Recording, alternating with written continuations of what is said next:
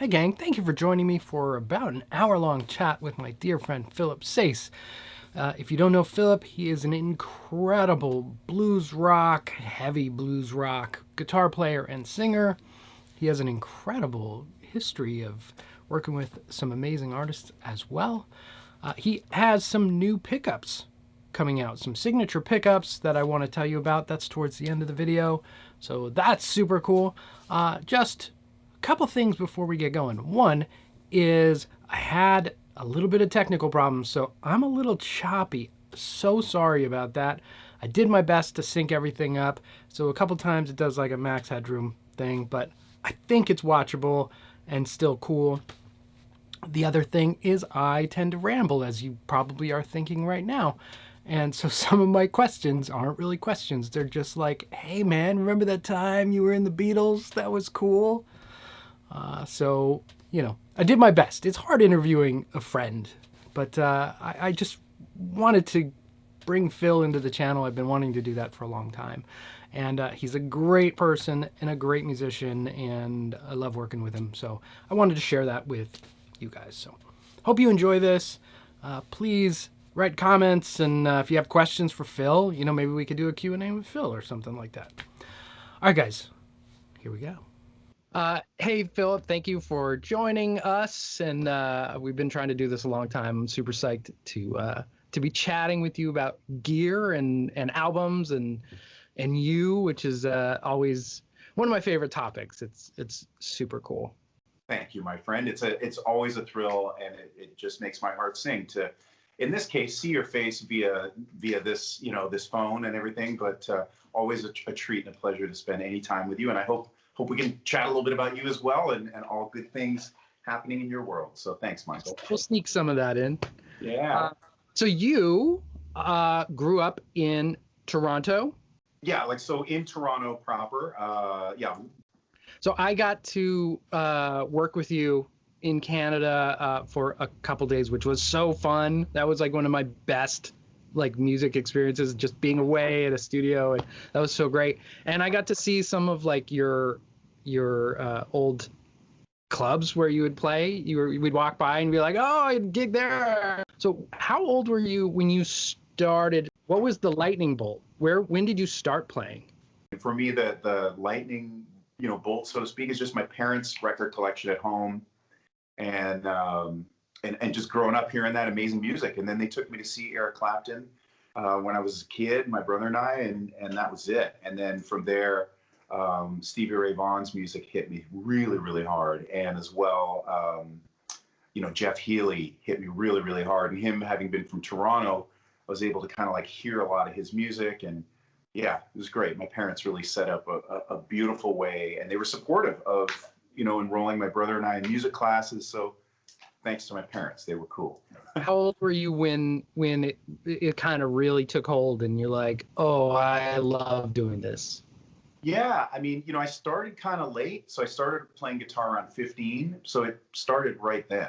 I think it started, around the time, I would say, when Stevie passed, and just the culmination of what that meant to me, and how much he was respected in our house and the music that we listened to, and how he was really, revered in the same way that we listened to Eric Clapton or the Beatles or any, he was one of the greats to us all. And so it really, really hit me hard, and it was about trying to, in my lifetime, continue that message in my own way, through my own lens, but through my heroes and through what I've learned from all of these amazing musicians, and try to express the love and respect and gratitude for the music.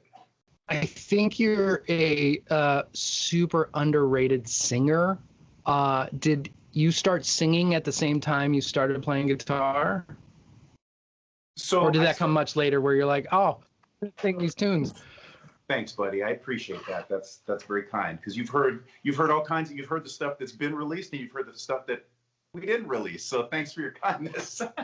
But yeah, singing was something that just came out of necessity. And the first time it was like a high school battle of the bands, and our singer left the band. And so it's like, who's going to sing? So I'm like, I'll do it. So, it was that. And then just from there, I was like, well, if you want to get gigs, you just got to start singing. And so, yeah, always working on it, always. Right. You were very firmly rooted in heavy blues, for sure. and your vocabulary is enormous. I feel like there's also some other more modern or less obvious influences. Like, did you grow up also listening to like modern radio, like Bon Jovi and things like? Was there any Yngwie Malmsteen in your life? You know what? And as much as I certainly respect, Yngwie Malmsteen, I mean, incredible player. I think what I was really listening to was probably again from, during that time, was probably stuff, let's say like maybe Dire Straits, because that was what my parents brought home.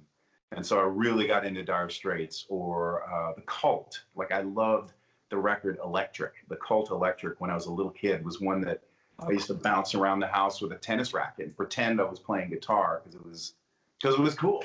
And oh, I almost fell down, but I'm sitting down. So yeah, and I think just Beatles, and then around the time in high school, I mean, that was when Pearl Jam and Nirvana and everything was so it was so big. And so I would say, yeah, a lot, like some of that Pearl Jam, Lenny Kravitz era stuff, but a lot of that was also kind of a throwback, right? Very Jimi Hendrix influenced, very Sly Stone influenced in terms of Lenny Kravitz. But I would say a lot of it's still roots based. But those are some of the bands I was listening. I mean, I love George Michael. I thought he was amazing. What a singer! Absolutely.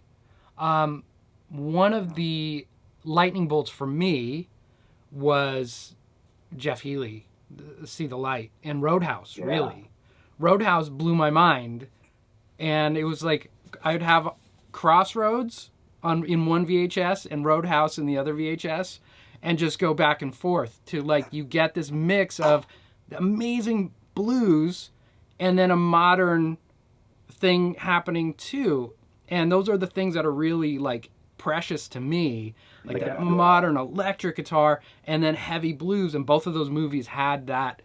How did you end up in his band?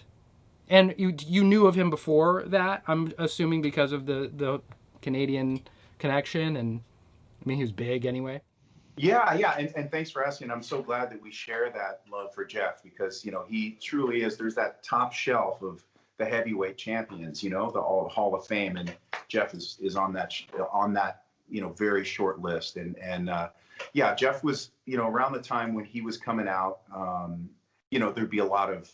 He was from Toronto, but he was starting to become internationally renowned. I was a little kid, maybe 10 years old at the time. Anyway.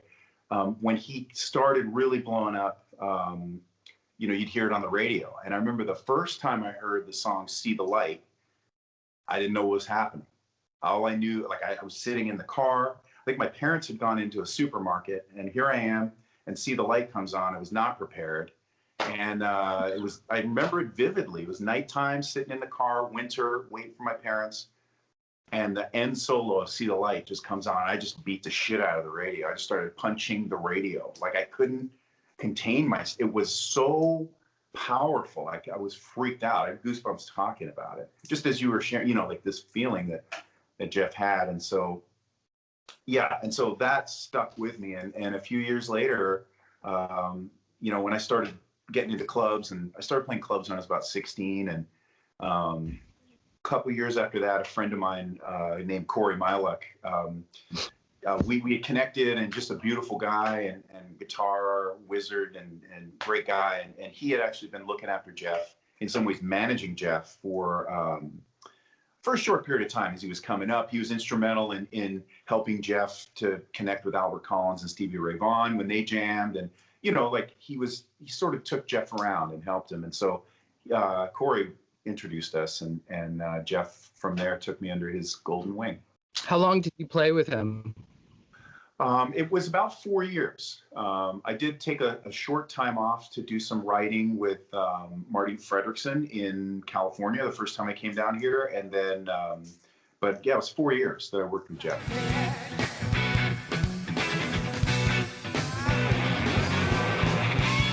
I was so lucky to have just been in the right building, I think, at the right time, because you would come to Los Angeles, and I think within a month, we were connected just so that I could help work up some demos for you. And that was just like, it felt like Step Brothers a little bit, where they're like, wait a minute, did we just become best friends? And, you know, just throwing out references of different artists. Like, what? Did we just become best friends? Yep. This is the only other person I've met in the world that understands all of this other stuff. I remember the first time I heard you play Unplugged with just a Strat, and it was like, oh crap, it sounds exactly the same as when he's plugged in. That was like a revelation of like such a strong connection to your instrument. I don't see that. That's not an everyday thing, and I think that's on the elite players have that kind of thing. It's such an amazing thing to watch and experience up close.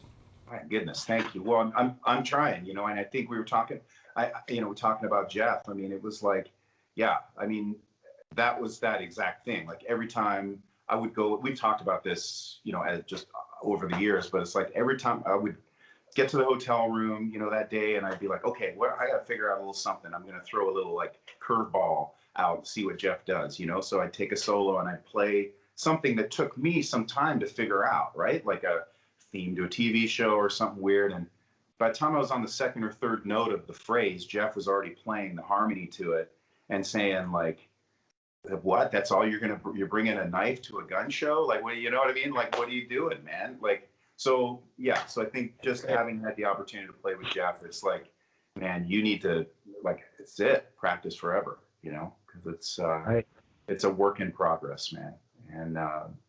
And yeah, some days we're kinder to ourselves than others, but I think, you know, it's a work in progress, and it's exciting to learn, you know, to keep working on things and try to keep getting better. That's what it's all about, you know, I think anyway. Yeah, for sure. All right, can you jump to how you connected with Shanks? Thank you. So yeah, at the time, I you know, after just, I think we had met already. Yes, we had done some work.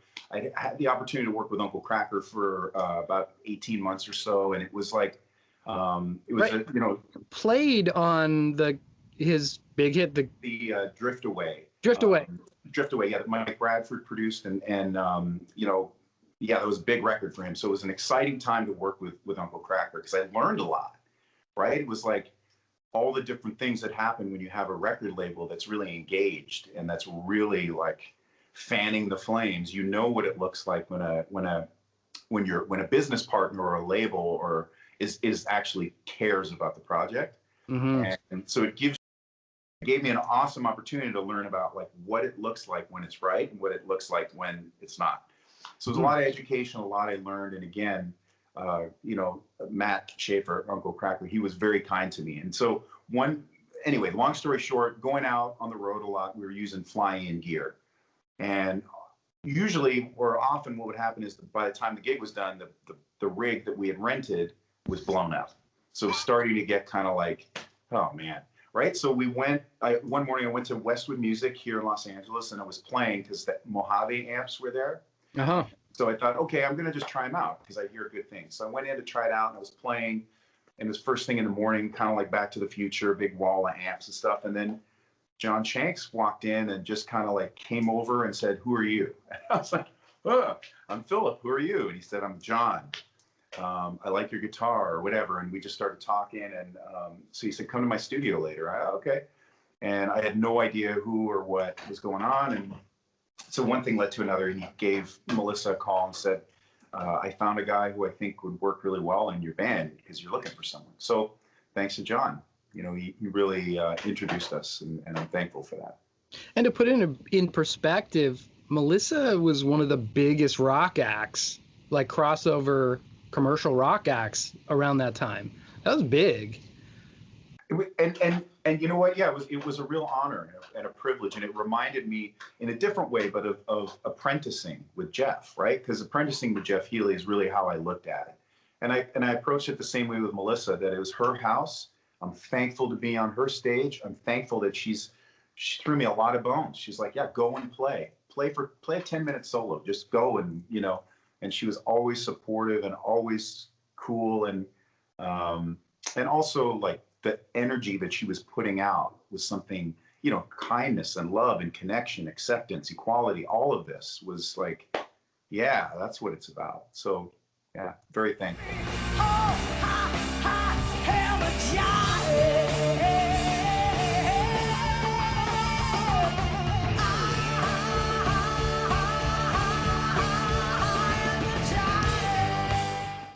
And another side effect of that is you got to pull a band together for the Peace Machine album from that Yeah. band, which you guys have been touring for months and months and months. Yeah, which was super fun. Then so Kenny Aronoff and Mark Brown and my dear friend, our friend Fred Mandel, and we went into Ocean in Burbank and made that noise in there.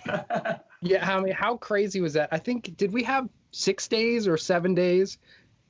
And we went in quick. thinking like, hey, let's go in. We could cut 13 songs and mix it in like 6-7 days or something. And no one knew really I mean, they didn't really know the songs. It was a lot of performances, and you were like, you were the glue that pulled this thing to, like, made it happen. Like, it was incredible, because it was, you know, I mean, Kenny obviously is brilliant. He can play anything, and same with Mark.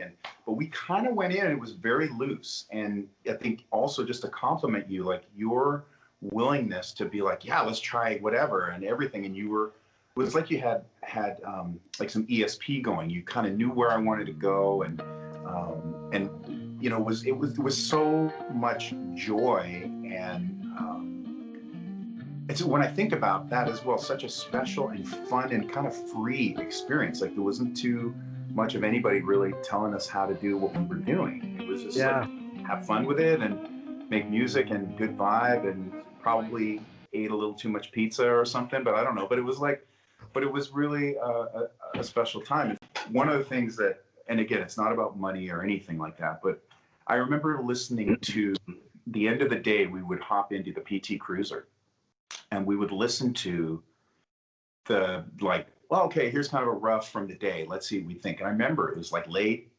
sitting in there together and like, what do you think? What do you think? I don't know.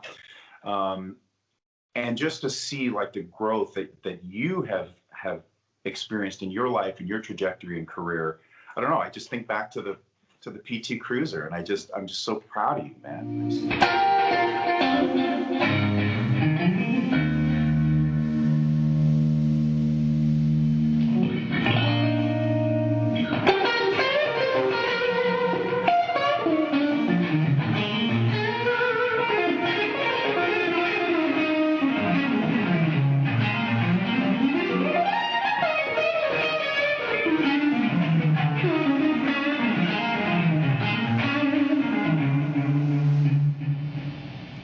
One of the cool things about working on that album was that room in Ocean was humongous. Yeah.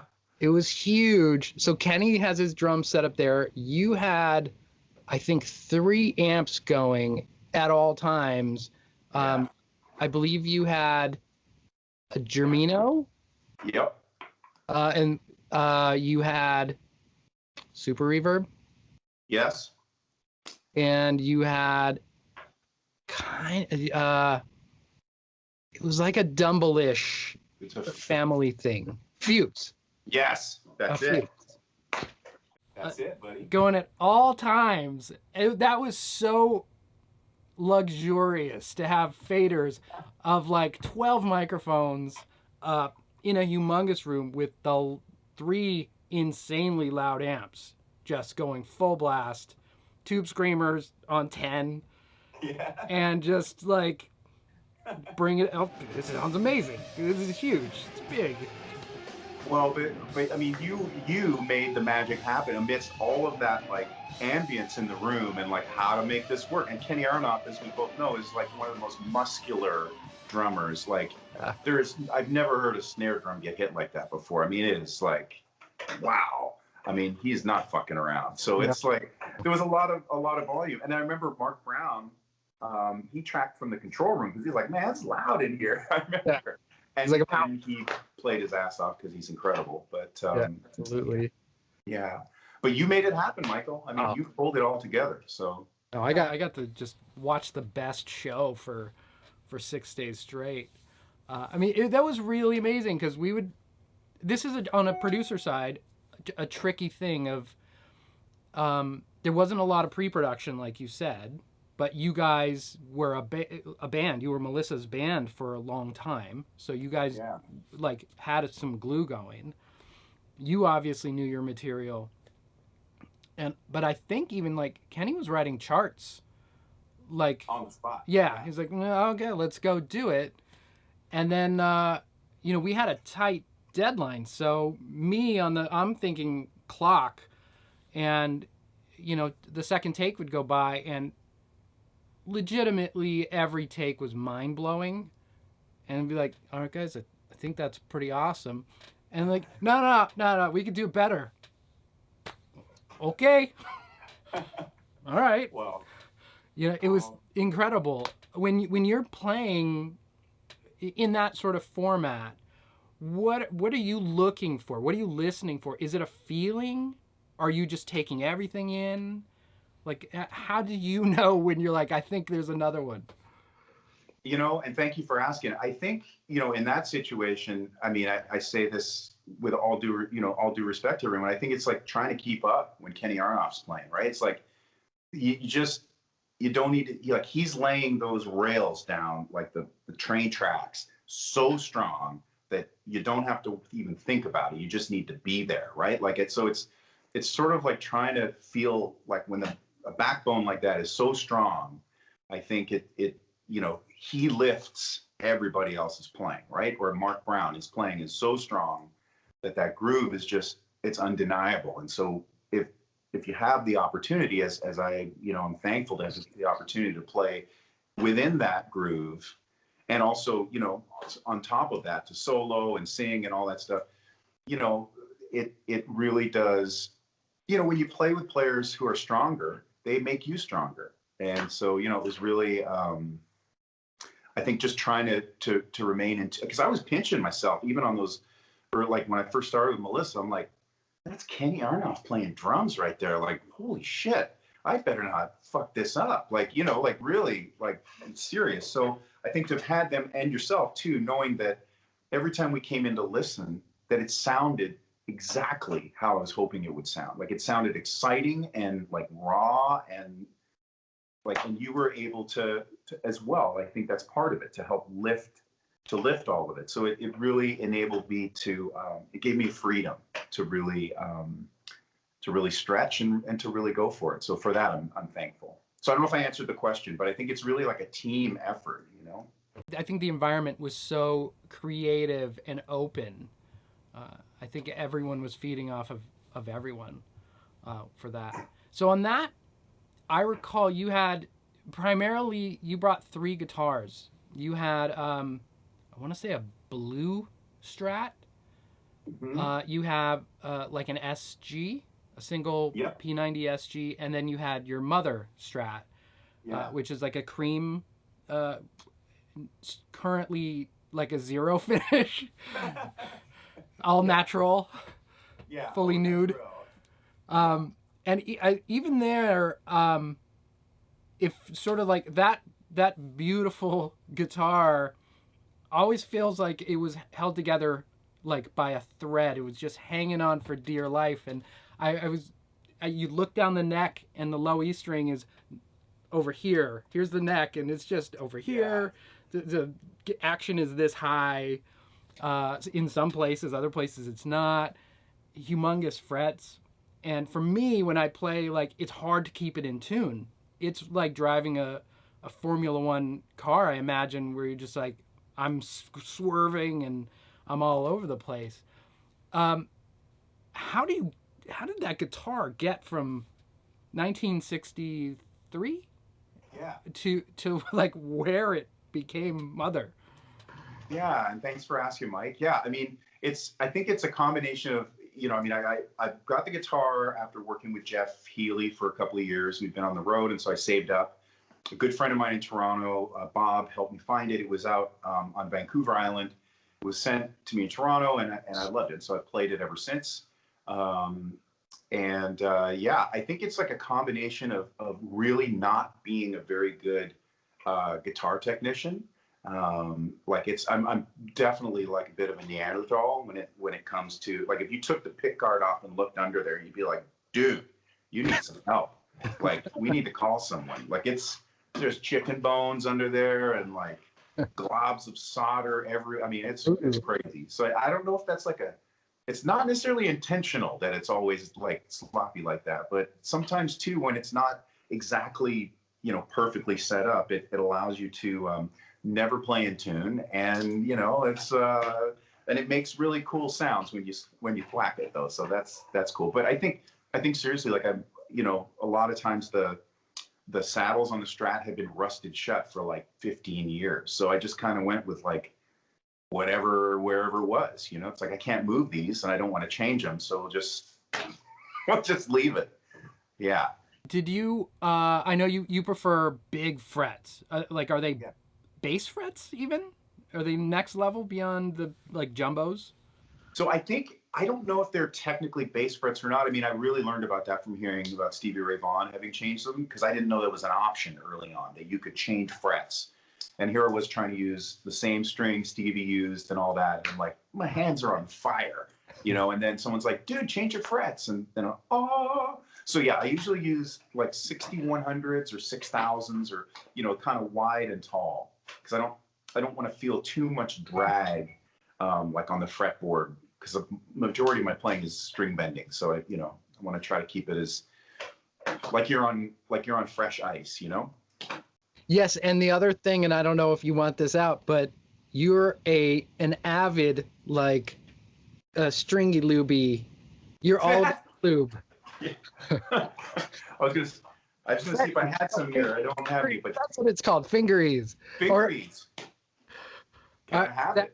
Is that your lube of choice, fingeries? That is my lube of choice, my friend. Yes, it's a good one. It's served for many decades for many people, and so yeah, I'm okay with it. What about you? Are you using the finger lubes? Where are you? I don't. I actually don't like the way it feels. Although we have a very different, I think, chemical makeup, you and I, because it's really funny. You have, on occasion, used my guitars, and I'm sorry in advance. I'm sorry. So, well, even on Peace Machine, on Cinnamon Girl, you used my telly. Yeah. It's in the other room. My blonde butterscotch telly, and it's a great one. And I know you. I remember seeing you put fresh. You tuned it up. You played the song down a handful of times, and then like the next day, the strings. It's as if we just dragged it through the mud. Like they were done. They were fully corroded. Whereas I haven't changed strings on any of my guitars for like a year and a half at least. I just don't have to. But I don't like that like creak, creak, creak, that little squeaky sound. So maybe I should look into getting a little fingeries action. Well, I mean, if you like it raw, then you go with it raw. I don't mind it dry. That's what I'm saying. I'm okay. It's I apologize about your strings. Every time I come over, I should just bring a couple extra packs. I'm sorry. It's scientifically fascinating how fast you corrode through strings. It's amazing. And I imagine that's what's happened to the rest of the guitar too. I'm just like, oh, he touched it. It might be acidic sweat. I know that some people have said that like if you drink a lot, that alcohol, if you drink a lot of alcohol, that your sweat can become somewhat acidic and stuff. And it's weird because I don't drink at all. So I don't know what it is. I remember a friend called me years ago. He's like, hey, what up, Gummo? Like, because I played his guitar, and then he was like, what happened to my strings? So, I don't know what it is. I'm sorry. No, it's awesome. You have just like chef's kiss, beautiful taste in gear. And it's not for the faint at heart, because it's not easy to get. It's not cheap stuff. I just take a Blues Junior and my Digitech pedal and I'm good to go. Although those are great too. But yeah. Sure. Absolutely. Yeah. There's lots of awesome stuff to be had there. But you met Cesar Diaz And he had a pretty big effect on maybe your tone or your life at that time. When did you meet Caesar? Thanks for asking. Yeah, so I met Caesar during the time that I was playing with Jeff Healey.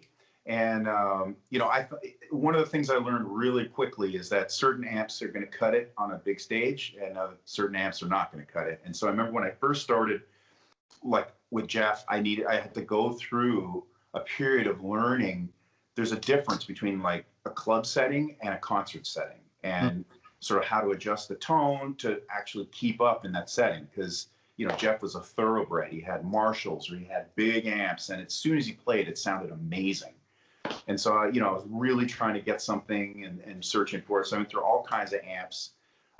It took, you know, and I'm always still looking, but ultimately during that period, I had called Cesar Diaz. And I just said, hey, Caesar, you know. And I'm sorry to interrupt. I just want to let everyone know that Cesar Diaz was this amazing Puerto Rican amp tech and builder. He was a guitar tech for Keith Richards and I think Clapton and Beck, like this elite Neil level. Young, Stevie, yeah, like George Harrison, like it's crazy, yeah. And he was an amazing player himself too. Yeah, he played with Bob Dylan and amongst others, yeah. And so because of, you know, having read about him so much, you know, Stevie Ray Vaughan had spent so much time, and Stevie's tone is, you know, I mean, his tone. But so I reached out, and Caesar was a real gentleman. He took my call, and first thing I got from him was a square face, was a really beautiful like fuzz face pedal that he was making. And so I tried that, and it took me a long time to understand how to use it. I'm still learning. But Caesar said, look, you know, send me an amp and I'll take care of you. You need something that's going to work in that kind of like kind of a big boy setting. You're playing with Jeff Healey. We got to get this going. So he did a dual showman for me that was so fucking great. It was like it was amazing. And I remember even Jeff one night, he was like, dude, what's that rig? Like, you know, it sounded so great. And long story short, then I connected with Caesar a little bit like a year or two later. And I went down and stayed with him for, I drove down from Toronto. He was in the Poconos in Pennsylvania. And so I just drove down, brought a few amps. He put me up on his couch, and you know, he was just a wonderful guy, just like super cool. Like, I don't know about necessarily, you know, I didn't know him deeply personally, but around the gear and the time that we spent together and the care that he showed me, he taught me a lot. He taught me a lot of things. And I think just sitting there and watching him in 20 minutes transform my Super Reverb from like sounding pretty good to like, what the hell is going on in here? You know, like that thing. And I think he listened to what I was playing, watched, and then kind of tailored the pedals and the amps to like, but he was just, he was a very, very, very talented guy and a master chef. Yeah. And I'm really thankful. All of the gear that I've heard through you and that I've found and stuff that he's touched is awesome. Absolutely awesome. Well, you had it. You had the P20, the little guy. Yeah. I had looked for that for like 25 years until I could finally found one. Yeah. And I saw. I remember you had that one, and I don't know. I was thinking maybe you had another one, but maybe not. It was just the little one, right? Yeah. But and you have also, I don't know if it's a secret or not, your fuzz face is the best sounding fuzz face I've ever heard. And that's a Dumble, that went through the Dumble factory, the Dumble Magic factory. Yeah, I was really thankful to meet, you know, the man, the myth, the legend, you know, Alexander Dumble. And he was a really nice guy. He was just a really kind, he was super sweet. And, you know, got to know him and, you know, spent some time with him at his place, the El Rancho. And, you know, I haven't talked to him for a while, so I don't know what he's doing. But yes, he did. I brought 2 fuzz faces over, and I played one of them. He goes, yeah, we're not touching that one. He just goes, that one is like, he said it reminded him of like a Hendrix type sound, you know, so he's like, let's not touch that. And then the other one, which is a germanium one, he had for about 6 months or however long. And he said, Philip, your fuzz face is ready. And I went and got it and plugged it. Like, oh, Yeah, it's ready. So It's I don't so know. good sounding. It's amazing. He did some stuff to it that, yeah, and he did say, he said, make sure a couple of people in particular don't hear this one. So he was funny. He was cool. You also you kind of had a signature amp with Tommy Cougar. Yeah. That was, I think it was called the Mother. Also. Yeah. That was, I had one of those. That's right. That's right. You did. It was so loud and so big sounding. Yeah. I couldn't end up using it for work because when I would play, it was like the guitar tone would take over the track. It was so big. Yeah. Yeah. Isn't that interesting? Like Tommy, incredible. Tommy is magical. He is a magical guy. And to me, he's absolutely, we're talking about that top shelf. Like he is the top shelf of, amplifier, to me, amplifier designers. I mean, there might be people that do it slightly different or whatever, but he's one of the best for sure. And I love his amps, and he's a wonderful guy. And I think he's just about one of the only people I would trust to work on my amps. He actually just recently did some tune-ups to different amps, and he's a great guy and nails it every time. I mean, he's next level. And I know you had, right? What's that? He's in Europe. He's in Sweden. Yeah. Yeah. Just outside of Stockholm. And but I know you've got some pretty unbelievable amplifiers at your disposal there, and some great connections with some of the incredible builders as well. Yeah, I've made a friendship with like Dave Friedman, and he built me. One of my favorites is this the Dirty Shirley, which is sort of the circuit based around the JTM 45. Yeah. But he put it in a 100-watt head, and it's just like humongous. And so I'm, because I'm always like, there's got to be something new and better. And I think your direction is kind of, you're always seem to be looking for if can I push the envelope, but we look in slightly different directions just naturally from where we go. So I'm always, when you come over, like, can I get Philip to play through this? Can I get Philip to play through that? And on one of the things we've worked on recently on Awful Dreams, on your newest album, which is called Spirit Rising. Yeah, thanks, buddy. We had the studio to ourselves. It must have been a weekend because no one else was here, and I got to set you up in, like, I believe I had my Princeton in one room. We had the BE 100, the Friedman, and I know there was another amp involved. Basement, I think. May have been the Basement. May have been. But you also had the do you still have the, sorry to interrupt. I'll think of the name in a second. And you played, because that was such a low-tuned thing. Yeah. You played the solo on my Les Paul, which is also like, I'm secretly, not so secretly, a fanboy also. It's like, oh, Philip played my Telly, Philip played my Les Paul. And I just love, I love that song. It's an incredible, it's a Lightning Hopkins song. And you brought that in, and that blew my mind. It's one of the most scary, heavy songs I've ever heard. And it was so fun to build that with you. And I'm so happy with the way it turned out. That it's just like heavy. Well, and you know what? It's an honor certainly to attempt to perform a song by Lightning Hopkins, who's one of the greatest, of all time. So certainly out of respect to Lightning Hopkins, and I think you might have suggested.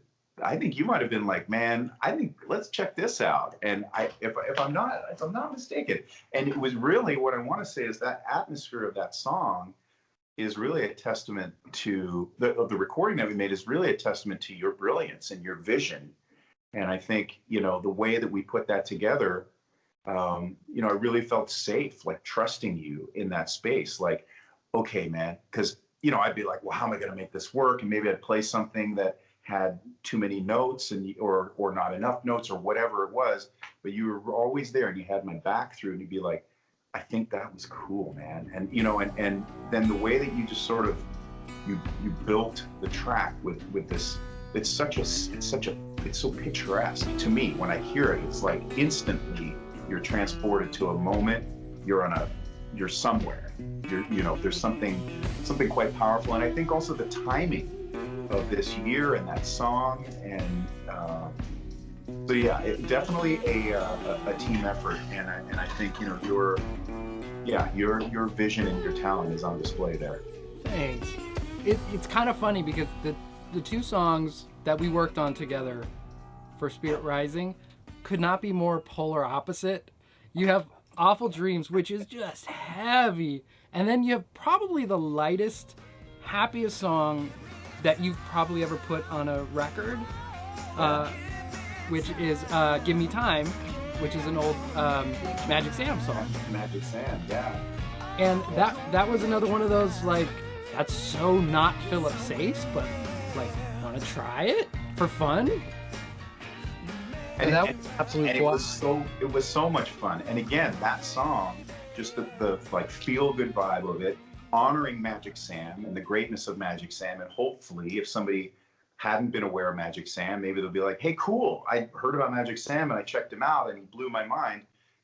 I think all of that being there, while also, you captured the spirit of the song, and I think really there's like an infectious, like, when I hear it and when I listen to it, I feel it. And that's something that, again, that is because of your involvement. Thank you. All of your contributions. Yeah, thank you. That's another one I got you to play one of my guitars. That was my green Gretsch Brian Setzer. Oh, that was nice, that guitar. Yeah. I ended up, I never played it, and I ended up trading it for a Gibson ES 335, a gold top 335, which I had never seen before. And I was like, oh, I'll play that. Yeah. But that one's also been on my wall at home, and I haven't played that one very much either. I forget I have it. Wow. That's a good problem to have, but sounds like a nice one though. What are your main, what are you getting called, like, what are you being pulled to the most these days with when you're composing and working? What are you finding? I still like my Les Paul and my Telly they're just, I know exactly what they do. For fun, I have a Friedman Cali, which is like an 80s Charvel kind of vibe. It was Grover Jackson built it, so it's got that. And I just got I got a new Friedman Telly. That's gorgeous. Whoa. Yeah, that's kind of like Keith Richardsy meets Andy Summers kind of thing. Yeah, that's nice. I've been trying pickups in it because it had to beat my other Telly for me to use it. And I've gone through like 3 or 4 pickups, and I finally I met a guy, and he was just so kind and generous, and we traded. I had a pedal board that I was never using, and I was like, you just take it. And then he's like, you know what? Do you like Tellys? I have some Telly pickups that I think you'll love. And I was like, okay. It's just one of those cool things. I dropped them in. There were some Tom Anderson Telly pickups, and that guitar just was like, came alive. Cool. And now that's kind of my first call, because they're noiseless too. I mean, right. Typically when you go from like a regular pickup, standard traditional, to a noiseless, you lose something. But I need that, because if you're in a score and you're going dee, dee, dee, dee, you can't have bzzz, it just right. Magic. That's where I come in. Sorry. I'm just kidding. No, but I totally hear you. I mean, there's a lot that you have to consider, certainly. Now we're on talking about pickups, and you have some new pickups coming out, which is super exciting because you don't really do signature stuff. Right. I know. It was sort of this year everything has changed, right, for all of us. And I think it's really about, for me, like live, really has been, a main source of my income. I mean, it's certainly for anybody who's working in music, it's ultimately multiple income streams, right? That's what it is. It comes from all different areas. The live touring has been, for so many of us, has been a major, that's a problem that's gone, and I think the transition, it may actually look better, we don't, anyway, not to get away from the pickups, but we don't know where it's going, but within this time, I made a new friend. So my friend Nick 70, who has a YouTube channel called The Riff, and he knows a ton about guitars, and we've been friends for a while. Super guy, and yeah, dear friend. We've been talking about this set of pickups I had, and he goes, "Man, you got to call my buddy JW Restoration. He'll rewind these." And they were early '60s pickups. So I sent them to JW Joel, and he wound them, and he was such a gentleman. We hit it off right away, like the nicest dude. I was like, well, that's cool. He sent them back, and I put them in a parts guitar that I slapped together. And I was like, holy shit! Like, these things sound very, very close to the pickup, the original 62 pickup that he based the set on that I had that had been damaged. So, so we just, it was like, well, maybe we should come up with a set of pickups based on this, and so we had the conversation and just kept it real cool. And he makes them all, one at a time. That's not the only thing he does. He's like a luthier, so he does all kinds of stuff with guitars, but pickups being one of them, and restoring old ones or building some new ones, or all of the above. And so we're doing a very limited run. I think there's 20 sets available. Oh, wow. And because he makes one at a time, and we'll see how it goes. I hope that people will be into it and like them if they get them, and then we'll just take it one step at a time from there, because it's very time consuming for him, and he's only got two hands, right? So there's only so many pickups you can wind before I think you go batshit crazy. But he's a super talented guy, and it's one of the only times where I've ever put in, like, I'm pretty picky, as you are, as we all are. We know what we like, and I put him in. I was like, that's really good.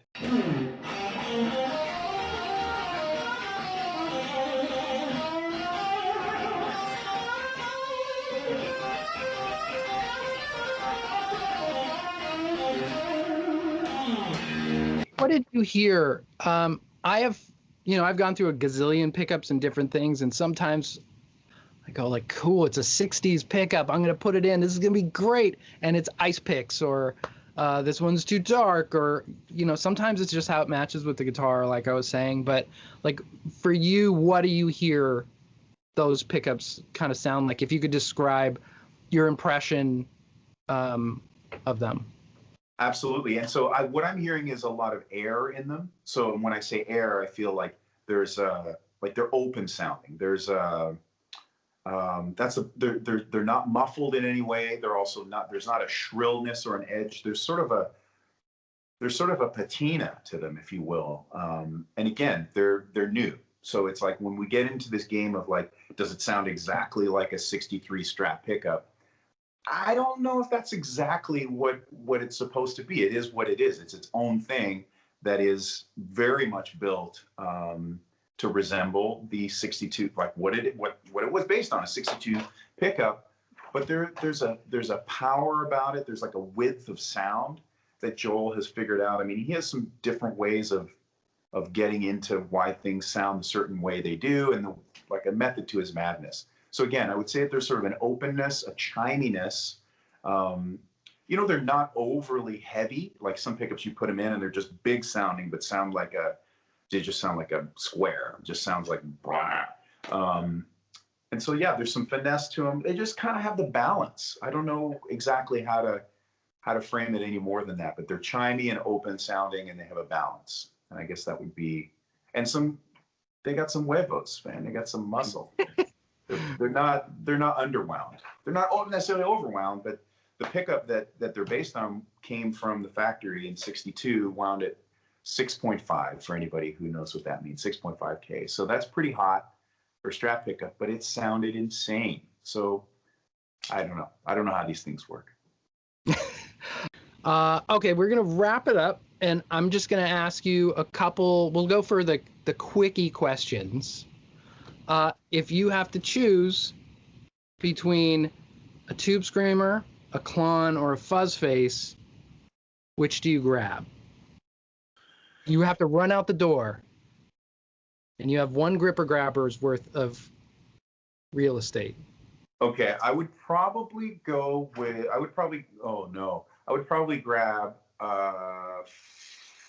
Fuzz Screamer. I would probably grab I would probably grab a, I would probably grab a two screamer. That's probably what I would grab of the three. If there's only one you can grab and you got to go, then I would probably grab that because you can get some kind of fuzzy things happening if you roll the tone down and kind of gain up a little bit. It's not a fuzz, but ish. But then you could get tube screamer with the fuzz face too. So, oh no, now I'm confused. I've confused myself. But let's go with the first answer.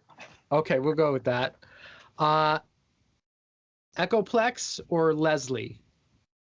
Great. I love these questions, Michael. It's amazing. Echoplex. Echoplex, okay. Super Reverb or Bassman? Super Reverb. Bassman could be Super Reverb, okay. Yep. Super Reverb or Plexi? Can I say my own Super Reverb? Is it modified? Is it Yeah. Yeah, all right, that's kind of cheating, but okay. Okay, so I would say if I could grab my own Super Reverb, then yes. If it was a reissue Super Reverb or just like something that hadn't been doctored up, we'll go with like a 60s, like a legit, like not yours. But it's from good the vintage store. Yeah, then a Super Reverb. Okay. Is the Super Reverb the closest to like home base, other than very customized things for you? I would say so. I think so. Like a happy, healthy Super Reverb. Yeah, pretty much. Because it's like the 410s, the combo of that like 40 watts, so it's not excruciatingly loud. But in terms of pushing air, the 410s really does seem to spread sound in a good way for me. I like it. Do you have a speaker that is your preferred speaker? I like mainly Electro Voice speakers, EV speakers. I like some JBL speakers. Again, depending on the amp. And then there have been other like high-powered Eminence speakers that I have liked. Also, some of my favorite speakers ever, but it's not very often you find these cabinets. But like a late 60s sort of pinstripe Marshall cabinet with like a bass 412. I've played some of those speakers, original cones that are pretty hard to beat. So those are cool too. In terms of Strats, is 63? Are you a 63 for life kind of guy? I mean, I'm grateful to have the 63 Strats that I have. The two of them, I'm extremely grateful.